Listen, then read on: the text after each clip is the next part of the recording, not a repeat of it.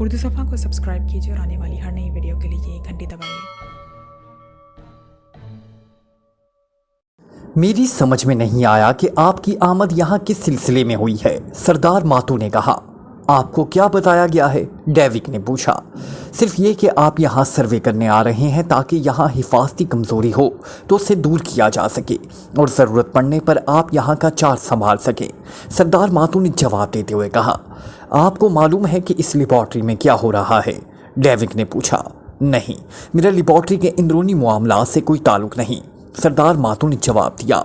सरदार मातू, इस लेबॉर्ट्री में ब्लैक थंडर के इंतहाई अहम तरीन प्रोजेक्ट पर काम हो रहा है और उसे गुज़िश्ता 10 सालों से इंतहाई खुफिया रखा गया है, लेकिन एक औरत की गलती की वजह से पूरी दुनिया को इस प्रोजेक्ट के बारे में इल्म हो गया है और पूरी दुनिया की हुकूमतें इस प्रोजेक्ट को ख़त्म करने के दर पे हो गई, लेकिन किसी को ये मालूम नहीं कि ये लेबॉर्ट्री कहाँ है।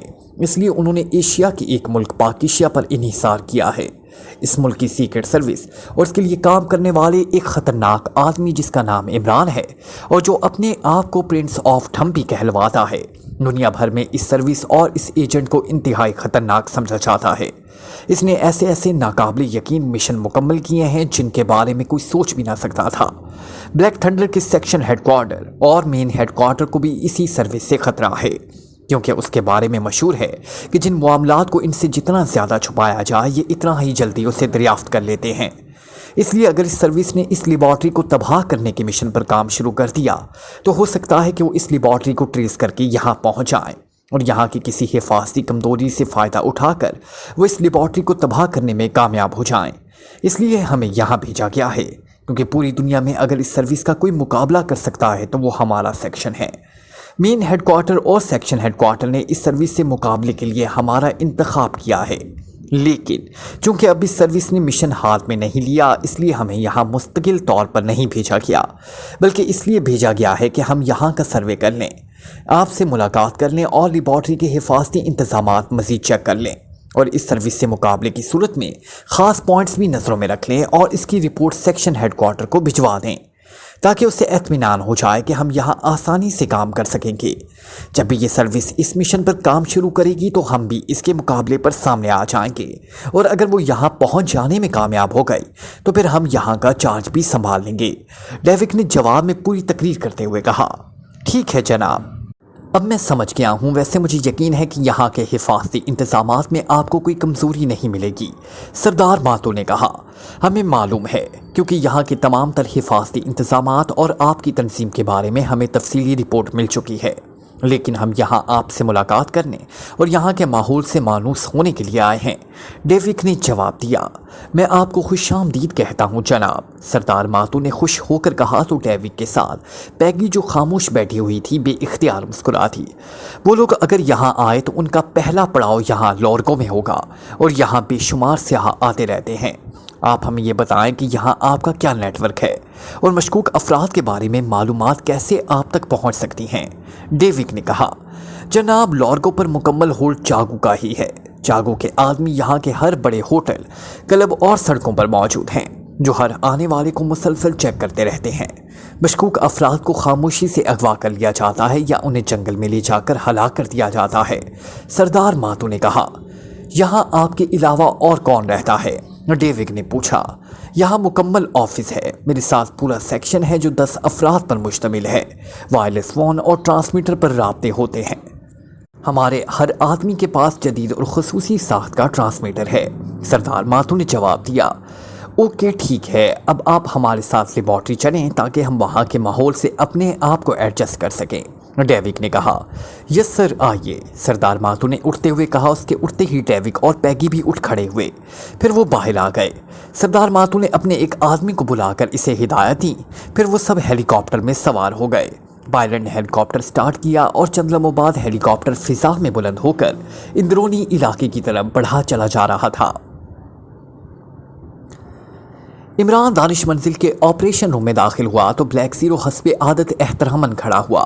बैठो, सलाम दुआ के बाद इमरान ने संजीदा लहजे में कहा और ख़ुद अपने लिए मखसूस कुर्सी पर बैठ गया। आपकी संजीदगी बता रही है कि कोई ख़ास बात हो गई है, ब्लैक ज़ीरो ने कहा। हाँ, मैं फ्लोर स्टार्स के साथ सिराज नगर एक साहबे इल्म से मुलाकात करने गया था, अब वापस आ रहा हूँ। عمران نے جواب دیا تو یہ سنجیدگی علم کی ہے۔ بلیک زیرو نے کہا تو عمران بے اختیار ہنس پڑا۔ علم و دانش جب مل جائے تو پھر سنجیدگی تو آتی ہے۔ بہرحال جو کچھ ہم قصے کہانیاں اور واقعات سمجھ رہے تھے وہ اس جدید دور میں ہو رہا ہے، عمران نے کہا تو بلیک زیرو بھی اختیار چونک پڑا۔ کیا مطلب؟ کیا آپ سلام چیم کے بارے میں بات کر رہے ہیں؟ بلیک زیرو نے کہا تو عمران نے جواب میں نعمانی کے فون آنے سے سراج نگر جا کر محمود شیرازی سے ہونے والی ملاقات کے ساتھ ساتھ سرداور اور ان کے ذریعے کارمن کے پروفیسر ڈنکن سے ہونے والی تمام گفتگو دہرا دی۔ اوہو، اس کا مطلب ہے کہ سپر پاورز نے جو کچھ لکھا ہے وہ درست ہے، بلیک زیرو نے کہا۔ ہاں، اور میں نے اس لیے زیادہ پریشان تھا کہ سپر پاورز جن کے پاس ہر طرح کی چوٹی کے ماہرین موجود ہیں اس طرح اوٹ پٹانگ باتیں تو نہیں کر سکتے۔ میرے ذہن میں یہ خدشہ ابھر آیا تھا کہ شاید یہ سب کچھ پاکستان سیکرٹ سروس کو کسی جال میں پھنسانے کا سلسلہ ہے، لیکن بہرحال اب یہ بات سامنے آ گئی کہ ایسا ممکن ہے اور شاید بلیک تھنڈر اس سلسلے میں واقعی کام کر رہی ہے، عمران نے کہا۔ اگر ایسی بات ہے عمران صاحب پھر تو واقعی پوری دنیا کے انسانوں کے لیے انتہائی خطرناک ثابت ہو سکتا ہے، بلیک زیرو نے کہا۔ ہاں، بلیک تھنڈر نے اہم کانہ منصوبہ بنایا ہے۔ کلوننگ سے یہ مخلوق اس جدید دور میں ان کے تصور سے بھی زیادہ خطرناک ثابت ہو سکتی ہے۔ یہ بھی ممکن ہے کہ وہ بلیک تھنڈر کے بڑوں کا بھی ہلاک کر دے۔ ایسا ریسرچ کی حد تک تو ٹھیک ہے، لیکن کثیر تعداد میں اس کی نسل کشی انتہائی خطرناک اور قدرت کے خلاف معاملہ ہے۔ جو کچھ سامنے آیا ہے اس سے یہ ظاہر ہوتا ہے کہ اس نوعی مخلوق نے پوری دنیا میں فتنہ و فسادات برپا کر دیے تھے، جس کی وجہ سے قدرت نے ان کے مکمل خاتمہ کا فیصلہ کر لیا، اور طوفان نوح کی صورت میں جہاں منکروں پر عذاب نازل ہوا وہاں یہ نوح مخلوق بھی مکمل طور پر اور ہمیشہ کے لیے ناپید کر دی گئی، عمران نے کہا۔ لیکن عمران صاحب، اس قدیم ترین دور میں سائنس نے اس قدر ترقی تو نہ کی تھی کہ وہ اس دور میں اس طرح کی نوع مخلوق کو وجود میں لا سکتی، بلیک زیرو نے کہا۔ ہم دراصل قدیم دور کے بارے میں لا علم ہیں اور یہ سمجھتے ہیں کہ جو ترقی ہوئی ہے وہ موجودہ دور میں ہوئی ہے۔ آج اگر طوفان نوح جیسا عذاب دنیا پر ٹوٹ پڑے اور سوائے چند مخصوص افراد کے باقی پوری دنیا کر کھو جائے تو پھر جو نئے لوگ پیدا ہوں گے انہیں کون سمجھائے گا کہ کمپیوٹر کیا ہوتا ہے اور ٹی وی کس اصول کے تحت چلتا ہے، اور اس قدر ترقی ہو چکی ہے۔ ظاہر ہے انہوں نے تو نئے سرے سے دنیا آباد کرنی ہے اور نئے سرے سے یہ کام کرنا ہے، عمران نے جواب دیتے ہوئے کہا۔ لیکن عمران صاحب، ترقی کے آثار تو بہرحال سامنے آ ہی جائیں گے، بلیک زیرو نے کہا۔ اب بھی قدیم دور کے انسانوں کی ترقی کے آثار موجود ہیں۔ میں نے ایک بار آثار قدیمہ پر ریسرچ کے ایک مقالے میں پڑھا تھا کہ جنوبی پیرو کے شہر رقہ میں آثار قدیمہ کے ماہرین نے ایسے 20 پتھر دریافت کیے تھے جو 14,000 سال قدیم ہیں۔ ان پتھروں پر تصاویر نقش ہیں۔ ان تصاویر میں آپریشن کرتے ہوئے دکھایا گیا ہے کہ یہاں تک کہ سرجری کے آلات، دل کی شریانیں اور خون کی نالیاں بھی واضح طور پر دکھائی گئی ہیں۔ ان سے ماہرین نے اندازہ لگایا کہ 14,000 سال قبل رقہ میں رہنے والے قوم ہارب ٹرانسپلانٹ سرجری سے بخوبی واقف تھی۔ اس طرح مصر میں ملنے والی بعض ممیوں کے دانت نکلی ہیں۔ ایک فرعون کی ناک کی ہڈی کی جگہ کسی جانور کی ہڈی لگی ہوئی ہے۔ مصر کے ایک شاہی مقبرے سے ایک عورت کی ممی ملی ہے جس کا دایاں انگوٹھا مصنوعی ہے، یعنی کٹے ہوئے انگوٹھے کی جگہ نقلی انگوٹھا لگایا گیا ہے، جیسے موجودہ دور میں پلاسٹک سرجری کے ذریعے مصنوعی اعضاء لگائے جاتے ہیں۔ شیر کی دھڑ والے انسان ابو الہول سے تو موجودہ دور کے لوگ اچھی طرح سے واقف ہیں۔ اہرام مصر کے سامنے اس کا عظیم الشان مجسمہ آج بھی موجود ہے۔ پھر یہ اہرام مصر بذات خود اس دور کی عظیم الشان تعمیرات کا شاہکار ہے جو صدیوں پہلے تعمیر کی گئی اور آج تک اسی طرح موجود ہے، عمران نے جواب دیتے ہوئے کہا۔ آپ کی بات درست ہے، واقعی ہم قدیم دور کو جہالت کا دور سمجھتے ہیں، لیکن واقعی ایسے شواہد موجود ہیں جن سے ثابت ہوتا ہے کہ قدیم دور میں بھی سائنس نے بے حد ترقی کی تھی۔ لیکن عمران صاحب، پھر قدرت نے اس ترقی کو ملیا میٹ کیوں کر دیا؟ بلیک زیرو نے کہا۔ اس لیے کہ اس دور کے سائنسدانوں نے انسانوں کے فائدے کے لیے کام کرنے کی بجائے ایسے کاموں کا آغاز کر دیا جس سے حالات میں بگاڑ پیدا ہونا شروع ہو گیا۔ اگر وہ سائنسدان انسانوں کے لیے فائدہ مند ثابت ہوتے تو پھر یہ سب ملیا میٹ نہ کیا جاتا، لیکن اس دور کی سائنسی ترقی سے انسانیت تباہی کے دہانے میں پہنچ گئی تو پھر یہ سب کچھ ملیا میٹ کر دیا گیا۔ اب بھی تم دیکھو کہ بلیک تھنڈر نے سلاجیم کو وجود میں لا کر حالات میں بگاڑ پیدا کرنے کی کوشش کی جس سے بنی نوع انسان کے تباہ ہونے کا خدشہ پیدا ہو گیا۔ اس لیے قدرت اس کے خلاف حرکت میں آ گئی اور پوری دنیا کی سپر پاورز اس کے خلاف اٹھ کھڑی ہوئیں۔ اگر ہم اس کے خلاف کام نہیں کریں گے تو کوئی اور کرے گا۔ بہرحال قدرت نے تو اپنا توازن برقرار رکھنا ہے، عمران نے کہا۔ تو بلیک زیرو نے بے اختیار ایک طویل سانس لیا۔ آپ درست کہہ رہے ہیں، یہ تو واقعی اللہ تعالیٰ کی رحمت ہے کہ اس نے اس مقصد کے لیے پاک ایشیا سیکرٹ سروس کا انتخاب کیا، بلیک زیرو نے کہا۔ لیکن اب مسئلہ یہ ہے کہ ہم کیسے اس لیبارٹری کو ٹریس کریں جہاں یہ کام ہو رہا ہے، عمران نے کہا۔ جس عورت کے بارے میں بتایا گیا کہ اس کی وجہ سے یہ ساری بات سامنے آئی ہے، اس کے بارے میں مزید تفصیلات معلوم کر کے آگے بڑھا جا سکتا ہے، بلیک زیرو نے کہا۔ فائل میں صرف اتنا موجود ہے کہ عورت یورپ کے ملک فرانس کی دارالحکومت میں کسی بزنس ادارے میں کام کرتی تھی۔ اس کا نام لیزا تھا اور اس کے چیف کا نام کیلون تھا، لیکن کیلون تو عام سا نام ہے، اس نام کے تو ہزاروں افراد وہاں موجود ہوں گے، عمران نے کہا۔ اس کے ساتھ ہی اس نے ہاتھ بڑھا کر فون ریسیور اٹھایا اور تیزی سے نمبر پریس کرنے شروع کر دیے۔ Black eagle club. رابطہ قائم ہوتی ہی ایک نسوانی آواز سنائی تھی۔ پاک ایشیا سے علی عمران، MSc DSc آکسن بول رہا ہوں، ٹرو مین سے بات کراؤ، عمران نے کہا۔ نمبر نوٹ کریں، اس پر چیف موجود ہیں، دوسری طرف سے کہا گیا۔ اس کے ساتھ ہی ایک فون نمبر بتا دیا گیا تو عمران نے کوریڈور دبایا اور ٹون آنے پر ایک بار پھر نمبر پریس کرنے شروع کر دیے۔ Black eagle. دوسری طرف سے ٹرو مین کی آواز سنائی تھی۔ کمال ہے، بلیک کو اب تک وائٹ نہ سہی تو براؤن تو ہو ہی جانا چاہیے تھا، عمران نے کہا۔ اوہ عمران صاحب، آپ، میں ٹرو مین بول رہا ہوں، دوسری طرف سے ٹرو مین نے مسکراتے ہوئے لہجے میں کہا۔ سچائی تو روشنی ہوتی ہے اور روشنی سفید ہوتی ہے، تم ٹرو مین ہونے کے باوجود بلیک ہو، عمران نے کہا تو ٹرو مین بے اختیار ہنس پڑا۔ آج بڑے عرصے بعد آپ نے یاد کیا ہے، ٹرو مین نے ہنستے ہوئے کہا۔ جب سچائی کم ہو جائے تو اسے تلاش کرنے کے لیے کسی ٹرو مین کی ضرورت پڑتی ہے، عمران نے جواب دیا۔ آپ بے فکر رہیں، سچائی کی تلاش کے لیے چاہے پاتال میں کیوں نہ جانا پڑے، میں اسے تلاش کر لاؤں گا، ٹرو مین نے جواب دیتے ہوئے کہا۔ تمہاری سابقہ تنظیم بلیک تھنڈر اس بار پوری انسانیت کے لیے خطرہ بن رہی ہے، عمران نے کہا۔ کیا کہہ رہے ہیں آپ؟ کیسے؟ ٹرو مین نے حیرت بھرے لہجے میں کہا تو عمران نے اسے ساری تفصیل بتا دی۔ کیا یہ بات حقائق پر مبنی ہے؟ ٹرو مین نے حیرت بھرے لہجے میں کہا۔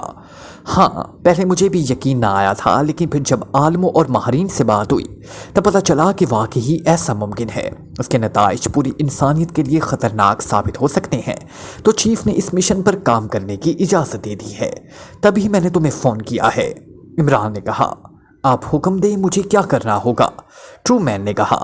جو فائل مجھے بھجوائی گئی ہے اس میں بتایا گیا ہے کہ یورپ کے ملک فرانس کی دارالحکومت میں بلیک تھنڈر کے تحت کوئی سب سیکشن کام کرتا ہے جس کا انچارج کوئی کیلون نامی آدمی ہے۔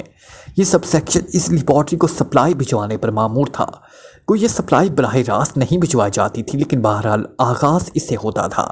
اس کیلون کی پرسنل سیکریٹری لیزا ایکریمیا گئی اور وہاں کسی سرکاری ایجنٹ کے سامنے اس نے لیبارٹری میں ہونے والے اس پروجیکٹ کے بارے میں بتا دیا، جس پر ایکریمیا کی حکومت چونک پڑی۔ اس عورت کو ہلاک کر دیا گیا۔ اس طرح یہ معلوم نہ ہو سکا کہ یہ کیلون کہاں اور کس انداز میں کام کرتا تھا۔ اگر یہ کیلون مل جائے تو اس کے ذریعے ہم سپلائی کا پیچھا کرتے ہوئے اس لیبارٹری تک پہنچ سکتے ہیں، عمران نے کہا۔ کیلون ہے تو عام سا نام، لیکن فرانس میں میرا نیٹ ورک موجود ہے، میں اسے لیزا کے حوالے سے تلاش کروں گا، ٹرو مین نے کہا۔ کتنا عرصہ لگاؤ گے؟ عمران نے کہا۔ کیلون کے بارے میں معلومات ملنے میں 2-3 گھنٹوں سے زیادہ وقت نہیں لگے گا، البتہ آگے کی کارروائی میں عرصہ لگ سکتا ہے، ٹرو مین نے کہا۔ تو مجھے صرف کیلون کے بارے میں معلومات مہیا کر دو، باقی کام میں خود کر لوں گا۔ تم نے سامنے نہیں آنا کیونکہ بلیک تھنڈر لامحالہ اس معاملے میں چکنا ہوگی، عمران نے کہا۔ ٹھیک ہے، آپ 3 گھنٹوں بعد مجھے دوبارہ اسی نمبر پر کال کر لیں، ٹرو مین نے کہا تو عمران نے اوکے کہہ کر ریسیور رکھ دیا۔ آپ کا خدشہ درست ہے عمران صاحب، بلیک تھنڈر تک اس ساری کارروائی کی رپورٹ پہنچ چکی ہوگی اور وہ الرٹ ہو چکی ہوگی، بلیک زیرو نے کہا۔ ہاں، وہ بے حد باوسائل تنظیم ہے، اس لیے سپر پاورز کی کارروائی کا بھی اسے بخوبی علم ہوگا اور یہ بات بھی ان تک پہنچ سکتی ہے کہ سپر پاورز نے اس مشن میں کام کرنے کے لیے پاک ایشیا سیکرٹ سروس سے درخواست کی ہے، عمران نے کہا۔ ہو سکتا ہے کہ یہاں آپ کی نگرانی بھی ہو رہی ہو، بلیک زیرو نے کہا۔ لازماً ہو رہی ہوگی، اس لیے جب تک لیبارٹری ٹریس نہ ہو جائے اس وقت تک میں حرکت میں نہیں آ سکتا، عمران نے کہا تو بلیک زیرو بھی اختیار چونک پڑا۔ کیا مطلب؟ کیا آپ یہ سارا کام ٹرو مین سے کرائیں گے جبکہ ابھی آپ نے اسے کہا کہ وہ صرف کیلون کے بارے میں معلومات مہیا کرے، بلیک زیرو نے کہا۔ یہ کام 4 سٹارز کریں گے۔ محمود شرازی کے ہاں انہوں نے مجھ سے درخواست کی تھی کہ اگر اس مشن پر کام ہوتا ہے تو میں چیف سے کہہ کر انہیں ساتھ لے جاؤں، جس پر میں نے انہیں کہا تھا کہ یہ مشن اس قدر اہم ہے کہ اگر اس پر کام ہوا تو پوری ٹیم ہی کام کرے گی، لیکن اصل مشن تو اس وقت شروع ہوگا جب لیبارٹری کو ٹریس کر لیا جائے گا، اور چونکہ بلیک تھنڈر کا ٹارگٹ میں ہوں گا اس لیے 4 سٹارز اس پر کام کریں گے، عمران نے جواب دیتے ہوئے کہا، اور بلیک زیرو نے اس بات میں سر ہلا دیا۔ پھر 3 گھنٹے باتیں کرنے اور چائے پینے میں گزار دینے کے بعد عمران نے دوبارہ فون کا ریسیور اٹھایا اور ٹرو مین کا نمبر پریس کر دیا۔ کیا رپورٹ ہے ٹرو مین؟ رابطہ ہونے پر عمران نے پوچھا۔ عمران صاحب، کیلون کے بارے میں معلومات مل گئی ہیں، لیکن اس آفس کو بھی کلوز کر دیا گیا ہے اور کیلون بھی غائب ہے۔ البتہ اتنا معلوم ہوا ہے کہ آخری بار اس سے ملنے ولنگٹن میں رہنے والا اس کا دوست مارک آیا تھا۔ مارک کے بارے میں معلومات ملی ہیں کہ اس کا تعلق کسی کلب سے ہے، ٹرو مین نے کہا، لیکن اس بارے میں حتمی معلومات ہونی چاہیے۔ عمران نے کہا، مارک چونکہ ولنگٹن میں رہتا ہے اس لیے میں نے اسے ٹریس کرنے کی کوشش شروع کر دی ہے، امید ہے جلدی مل جائے گا۔ ٹرو مین نے کہا، تم اپنے آپ کو صرف اطلاع تک محدود رکھنا، ورنہ اس بار بلیک تھنڈر نے کوئی لحاظ نہیں کرنا۔ عمران نے کہا، میں سمجھتا ہوں عمران صاحب، آپ 1 گھنٹے بعد دوبارہ تکلیف کریں فون کرنے کی، مجھے یقین ہے کہ اتنی دیر میں درست معلومات مل جائیں گی۔ ٹرو مین نے کہا تو عمران نے اوکے کہہ کر ریسیور رکھ دیا۔ کیا مارک کو اس کیلون کے بارے میں علم ہوگا؟ بلیک زیرو نے کہا۔ دیکھو یہ تو مارک سے معلوم کرنا پڑے گا، عمران نے کہا، اور بلیک زیرو نے اس بات میں سر ہلا دیا۔ پھر 1 گھنٹہ مزید گزارنے کے بعد عمران نے ایک بار پھر ٹرو مین سے رابطہ قائم کیا۔ عمران صاحب، مارک کے بارے میں پتہ چل گیا ہے۔ مارک ولنگٹن کے ایک مصروف کلب سٹک گیم کلب میں اسسٹنٹ مینیجر ہے۔ ٹرو مین نے جواب دیا کہ اس بات کی تسلی کر لی گئی ہے کہ یہ وہی مارک ہے جس کا تعلق کیلون سے ہے۔ عمران نے پوچھا، جی ہاں، اچھی طرح تسلی کے بعد ہی آپ کو اطلاع دی جا رہی ہے۔ ویسے اگر آپ کہیں تو اس مارک کو اغوا کر کے اس سے معلومات حاصل کی جا سکتی ہیں۔ ٹرو مین نے کہا، نہیں، تم اس معاملے میں سامنے نہ آؤ، یہ کام میں کر لوں گا، تمہارا کام صرف معلومات مہیا کرنے کی حد تک رہے گا۔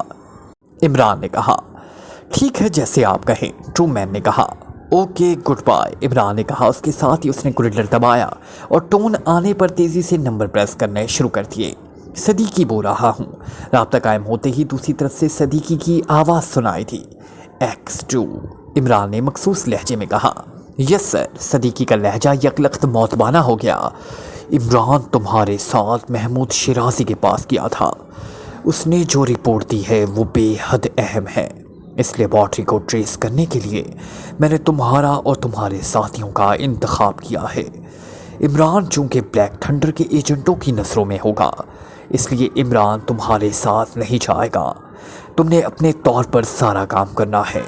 میں نے عمران کو حکم دے دیا ہے کہ وہ تمہیں اس اہم کام کے لیے مکمل طور پر بریف کر دے گا۔ عمران نے کہا، یس سر، ہم آپ کے مشکور ہیں سر۔ صدیقی نے مسرت بھرے لہجے میں کہا تو عمران نے بغیر کوئی جواب دیے مسکراتے ہوئے ریسیور رکھ دیا۔ کیلون اس وقت مارک کے فلیٹ میں موجود تھا۔ مارک نے اس کے ساتھ واقعی دوستی نبھائی تھی، نہ صرف اس کا چہرہ پلاسٹک سرجری کے ذریعے مکمل طور پر تبدیل کر دیا تھا، بلکہ نئے نام سے اس کے کاغذات بھی بن چکے تھے۔ اب وہ یورپین کی بجائے ایکریمین تھا۔ اس کا نام ڈان تھا، لیکن مارک اسے کیلون کے نام سے ہی پکارتا تھا۔ اس کا کہنا تھا کہ نام اس کی زبان پر چڑھا ہوا ہے۔ مارک چونکہ ایک کلب میں اسسٹنٹ مینیجر تھا، اس لیے اس نے کیلون سے بھی کہا تھا کہ وہ بھی اس کلب میں سروس کر لے، لیکن کیلون نے یہ کہہ کر سروس کرنے سے انکار کر دیا کہ اول تو اسے بلیک تھنڈر سے اتنی رقم مل گئی کہ اسے سروس کرنے کی ضرورت ہی نہیں، دوم وہ سروس کرنے کا عادی نہیں کیونکہ وہ خود انچارج رہا، اس لیے اب کسی کے ماتحت رہ کر کام کرنا اس کے بس میں نہیں۔ کیلون نے ڈان کے نام سے ایک رہائشی پلازے میں لگژری فلیٹ حاصل کر لیا تھا۔ اس کے پاس ایک نئی ماڈل کی کار بھی تھی اور اس کا کام صرف کلبوں میں آنے جانے اور انجوائے کرنے کی حد تک ہی رہ گیا تھا۔ وہ لارڈ ڈان کہلواتا تھا اور اس نے سب سے یہ کہا ہوا تھا کہ اس کے پاس چونکہ بے شمار کمپنیوں کے شیئرز ہیں جہاں سے اسے انتہائی معقول منافع مل جاتا ہے، اس لیے اسے اخراجات کی کوئی پرواہ نہیں۔ کیلون کو ولنگٹن آئے ہوئے کافی دن گزر گئے تھے اور اکثر مارک سے ملنے اس کے فلیٹ پر آ جاتا تھا۔ اس وقت بھی وہ دونوں بیٹھے شراب پینے میں مصروف تھے۔ میری سمجھ میں ایک بات نہیں آتی کیلون، اچانک مارک نے کہا تو کیلون بھی اختیار چونک پڑا۔ کون سی بات؟ कैलोन ने चौंक कर पूछा। ये कि मेरा ताल्लुक भी एजेंसी से है और मुझे मालूम है कि जब एजेंसियां कोई अहम राज को छुपाना चाहती हैं तो इस आदमी को चाहे वो उनके लिए कितनी अहमियत रखता हो हलाक करवा लेती हैं, जिससे उनके राज अफशा होने का खतरा हो। तुम्हारा मामला भी ऐसा ही है। ये तंजीम बैनुल अक़वामी है और उसकी नज़रों में तुम्हारी ऐसी अहमियत भी नहीं हो सकती कि वो तुम्हारे बगैर कायम ना रह सके। इसके बावजूद तुम्हें भारी रकूमात भी बहिया हो रही हैं और तुम्हें खुली छूट भी दे दी गई है। इसकी असल वजह क्या है? मार्क ने कहा तो कैलोन भी इख्तियार हंस पड़ा। तुम्हारी हैरत अपनी जगह दुरुस्त है। मेरी जगह कोई और होता तो अब तक उसकी लाश किसी गटर के कीड़े में खा चुके होते। तुम मेरे ऐसे दोस्त हो जिससे मैं कोई बात छुपा नहीं सकता। सेक्शन चीफ मेरा छोटा भाई है, इसलिए ऐसा हुआ है। कैलोन ने कहा तो मार्क चौंक पड़ा। उसके चेहरे पर इंतहाई हैरत के तासुरात उभर आए। क्या कह रहे हो? तुम्हारा छोटा भाई और सेक्शन चीफ? मार्क ने हैरत भरे लहजे में कहा। हाँ, वो ज़हनी और जिस्मानी तौर पर बेहद तेज है और बचपन से ही जराइम की दुनिया में दाखिल हो गया था। फिर माफिया में डॉन के ओहदे तक पहुंच गया। इसके बाद उसे मौका मिला तो वो ब्लैक थंडर में शामिल हो गया। उसने वहाँ ऐसी कारकर्दगी दिखाई कि उसे मेन हेडक्वार्टर में सेक्शन चीफ बना दिया। अब वो सेक्शन चीफ है। उसी ने मुझे इस सप्लाई के काम पर लगाया था क्योंकि इसके ख्याल के मुताबिक ये कोई ऐसा काम न था जिसमें मुझे कोई ख़तरा लाहक हो सकता था, क्योंकि बहरहाल मेरी ज़हनी और जिस्मानी कारकर्दगी ऐसी नहीं है कि मैं किसी बड़े ओहदे पर काम कर सकूं। अब भी उसकी वजह से मैं ज़िंदा हूं, वरना उसकी जगह कोई और सेक्शन चीफ होता तो मुझे लाजिमन गोली मार दी जाती। कैलोन ने जवाब देते हुए कहा। ओहो, तो ये बात है, लेकिन क्या तुम्हारी इससे मुलाकात होती रहती है? मार्क ने पूछा। नहीं, उसे सेक्शन चीफ बने हुए तकरीबन 18 साल हो गए। इस दौरान हमारी कभी मुलाकात नहीं हुई, ना ही वो फ़ोन पर बात करते हुए ये जाहिर करता है कि मैं उसका बड़ा भाई हूँ। कैलोन ने जवाब दिया। ठीक है, अब बात पूरी तरह मेरी समझ में आ गई। इसलिए तो तुम सर्विस नहीं कर रहे। बहरहाल मेरी फ़िक्र दूर हो गई है, वरना मुझे हर वक्त यही फ़िक्र रहती थी कि किसी भी वक्त तुम्हारे साथ कुछ भी हो सकता है। मार्क ने मुस्कुराते हुए कहा। तुम्हें मालूम तो होगा कि सप्लाई तुम कहाँ पहुँचाते थे? मार्क ने पूछा। हाँ, जाहिर है। क्यों? कैलोन ने चौंक कर पूछा। तो फिर वो खुफिया कैसे रह गई? जब तुम्हें मालूम है तो दूसरों को भी मालूम होगा। मार्क ने कहा तो कैलोन भी इख्तियार हंस पड़ा। ब्लैक थंडर कोई आम सी तंजीम नहीं, इंतहाई बाविसाइल तंजीम है। सप्लाई मेरे आदमी क्रांस के दारुल हुकूमत से उसके शहर वो सारों पहुंचाते थे, जहां एक छोटा सा माहीगीर का जहाज है जिसका नाम आसुमा है। यह सप्लाई आसुमा जहाज पर माहीगीर राफ्ट के जरिए लोड करती जाती थी। उसके बाद आसुमा उसे लेकर समंदर में चला जाता था। इस वक्त आसुमा पर कैप्टन एंथोनी अकेला मौजूद होता था, कोई क्रू साथ नहीं होता था। फिर यकीनन एंथोनी इस सप्लाई को किसी करीबी जजीरे पर पहुंचाकर वापस आ जाता था। इस जजीरे से फिर ये आगे निकल जाती होगी। इस तरह ना जाने कितने हादसों से गुजर कर ये लेबॉर्ट्री पहुंचती होगी। कैलोन ने कहा। ठीक है, ऐसा होना भी चाहिए। मार्क ने कहा तो कैलोन ने असबात में सर हिला दिया। थोड़ी देर बाद फ़ोन की घंटी बज उठी तो मार्क ने हाथ बढ़ाकर रिसीवर उठा लिया। यस, मार्क बोल रहा हूँ। मार्क ने कहा। क्लब से जॉकिन बोल रहा हूँ बॉस, आपके बारे में एक साहब पूछने आए थे। दूसरी तरफ से कहा गया। कौन था? मार्क ने पूछा। मालूम नहीं, वैसे अपने कदुकामत और अंदाज से कुछ सरकारी आदमी ही लगता था। वो मुझसे आपके फ्लैट का नंबर पूछना चाहता था, लेकिन मैंने उसे कहा कि मुझे इल्म नहीं, जिस पर वो वापस चला गया। जॉकन ने जवाब देते हुए कहा। अब अगर आए तो उसे बता देना, इसमें छुपाने वाली कौन सी बात है? फ़ोन पर मेरी बात करा देना, मार्क ने कहा। उसके साथ ही उसने रिसीवर रख दिया। नॉनसेंस, छोटी छोटी बातों को इस तरह अहमियत देते हैं जैसे कोई तूफान उठ खड़ा हुआ हो, मार्क ने रिसीवर रखते हुए कहा। क्या हुआ है? कैलोन ने पूछा तो मार्क ने उसे तफसील बता दी। जॉकिन को इस आदमी पर कोई शक पड़ा होगा तो इसने ऐसी बात की है, कैलोन ने कहा। नहीं, ये छोटे लोग अपने बड़ों की आम सी बातों को भी बड़ी बात बनाकर उनकी हमदर्दियाँ हासिल करने के ख्वाहिशमंद होते हैं, मार्क ने कहा। ये भी तो हो सकता है कि कोई तुम्हारे जरिए मुझे ट्रेस कर रहा हो, कैलोन ने कहा तो मार्क भी इख्तियार खिलखिला कर हंस पड़ा। इसे कहते हैं दिल में चोर होना।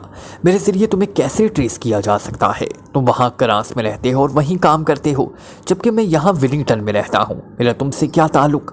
मार्क ने हंसते हुए कहा तो कैलोन भी शर्मिंदा से अंदाज में हंस पड़ा।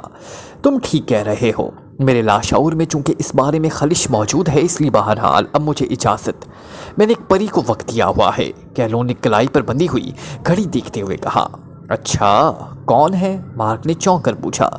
है एक खातून, ज़रा हाथ में आ जाए फिर उसे यहाँ भी ले आऊँगा। अभी तो नई नई जाल में फंसी हुई हिरनी की तरह बड़ी चुकन्ना रहती है, कैलोन ने उठते हुए कहा तो मार्क ने इस फिक्रे पर बेइख्तियार खिलखिलाकर हंस पड़ा। बेडरूम में एक लंबे कद और भारी जिस्म का नौजवान जिसने जदीद अंदाज और कीमती कपड़े का नाइट सूट पहना हुआ था, गहरी नींद सोया हुआ था। कमरे में हल्के नीले रंग का बल्ब चल रहा था, जिसकी वजह से पूरा कमरा ख्वाबनाक माहौल में डूबा हुआ सा महसूस हो रहा था। साइड पर तपाई पर फोन पड़ा हुआ था और फोन के साथ ही एक क्लॉक और एक टेबल लैम्प मौजूद था, जबकि दूसरी साइड पर मौजूद तपाई पर शराब की 2 खाली बोतलें रखी हुई नजर आ रही थी। अचानक फ़ोन की तेज़ घंटी बज उठी, लेकिन इस नौजवान पर इसका कोई असर नहीं हुआ। लेकिन दूसरी बार घंटी बजते ही वो हल्का सा किसमिसाया और फिर गहरी नींद में डूब गया। लेकिन तीसरी और फिर चौथी घंटी ने उसे आंखें खोलने पर मजबूर कर दिया। उसने हाथ बढ़ाकर टेबल लैंप चलाया और क्लॉक की तरफ देखा। इस वक्त रात के 2:30 बजे थे। उसने बेइख्तियार पूरा समूह बनाया और क्योंकि रात 1:30 बजे तक वो मुसलसल शराब नोशी करता रहा था, उसे सोए हुए भी सिर्फ 1 घंटा ही गुजरा था कि फ़ोन की घंटी मुसलसल बजने लग गई थी। उसने लेटे लेटे हाथ बढ़ाकर रिसीवर उठाया। अस्वाना बोल रहा हूँ, उसने नींद के खुमार में डूबी हुई आवाज़ में कहा। Special call. दूसरी तरफ से एक सरसी आवाज़ सुनाई दी तो अस्वाना इस तरह उछला जैसे उसे बिजली का इंतहाई ताकतवर झटका लगा हो। उसने बिजली की सी तेज़ी से रिसीवर रखा और फिर छलांग लगाकर वो बेड से नीचे उतरा। उसने अलमारी खोलकर इसमें एक छोटा सा खास टाइप का आला निकालकर उसे फ़ोन के साथ मुंसलिक किया। फिर इस आले का बटन दबा दिया। फिर वो बेड पर बैठने की बजाय साथ पड़ी हुई कुर्सी पर बैठ गया। उसकी आंखों से नींद इस तरह गायब हो गई थी जैसे वो जिंदगी भर कभी सोया ही ना हो। उसी लम्हे फ़ोन की घंटी बज उठी और उसने हाथ बढ़ाकर रिसीवर उठा लिया। अस्वाना बोल रहा हूँ जनाब, अस्वाना ने इंतहाई मौतबाना लहजे में कहा। विलिंगटन से एक फ़्लाइट क्रास पहुंच रही है। इसमें 4 अफराद सवार हैं जिन्होंने विलिंगटन में कैलोन को उसके फ्लैट पे हलाक कर दिया है। तुम फौरी तौर पर अपने सेक्शन के ज़रिए इन चारों को एयरपोर्ट पर घेर कर बेहोश कर दो और फिर अपने हेडक्वार्टर में ले जाकर उनसे मालूम करो कि ये कौन लोग हैं और उनका ताल्लुक किस तंजीम या ग्रुप से है और इन्होंने क्यों कैलोन और उसके औरत विलिंगटन में इसके फ्लैट में घेर कर हलाक किया है। फिर मुझे 1111 पर स्पेशल कॉल कर के रिपोर्ट दो। दूसरी तरफ से इंतहाई सख्त लहजे में कहा गया। यस सर, लेकिन इनके बारे में तफसीलात कहाँ से मिलेंगी? अस्वाना ने पूछा। एयरपोर्ट पर SS मौजूद होगा, उसके बाद तमाम तफसीलात मौजूद हैं। दूसरी तरफ से कहा गया। उसके साथ ही राब्ता ख़त्म हो गया तो अस्वाना ने बिजली की सी तेज़ी से आले को ऑफ करके उसका सिलसिला फ़ोन से अलहदा किया और फिर रिसीवर उठाकर उसने तेज़ी से नंबर प्रेस करने शुरू कर दिए। Airport inquiry. दूसरी तरफ से एक नुस्वानी आवाज़ सुनाई थी। Like, comment, share, press the bell icon.